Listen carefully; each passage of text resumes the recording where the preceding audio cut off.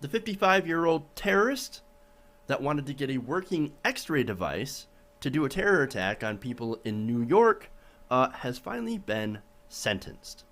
The 55-year-old terrorist was sentenced to prison for 97 months. That's about more than 8 years for providing material support to terrorists. And this is according to the FBI. Now, this man would have gone through with the plot, but he was fooled by federal agents. Now, this man, of course, who was he? Well, you would be shocked to know that his name did not start with Omar or Abdul, but instead, his name, at least his last name, is Feight. Eric Feight. And he's a white man from New York. And to put a further twist on this case, his intended victims were the Muslims. Wait a minute. Wait a minute here. Now, have you even heard of this case? I mean, if you're not paying attention to alternative media, odds are you may have not heard of this case. But this is the case, as I said, of Eric Feight. Now, as I had mentioned, that he was just sentenced to prison for 8 years. Now, but you don't see that on CNN. I wonder when Fox News is going to report this story. Now, in January, Feight pleaded guilty to helping a Klansman, Glendon Crawford, modify an X-ray machine, as well as another device, to which, if it worked, would remotely activate the X-ray machine on a truck. This rig was supposed to irradiate their victims, killing them in days. So essentially, they wanted to microwave people from far away. I mean, that's what it seems like to me. I don't know the specifics of it, but it sounds like they're going to try to build a death ray. Weird. That's really weird.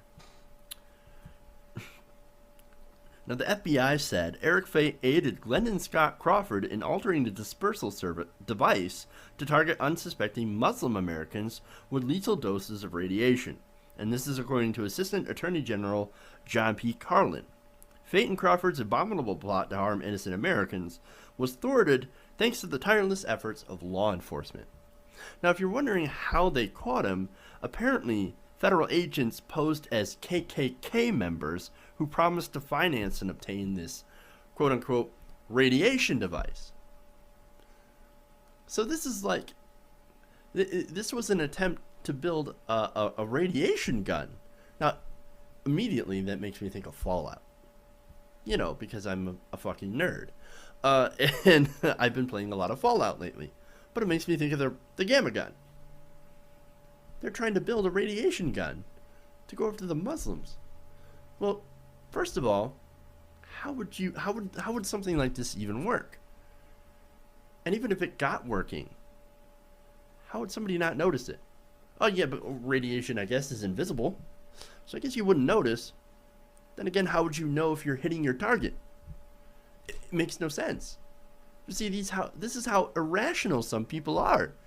If you're irrational enough to go, I'm going to build a radiation gun to go after them Muslims, I guess you're not really worried about how well it works.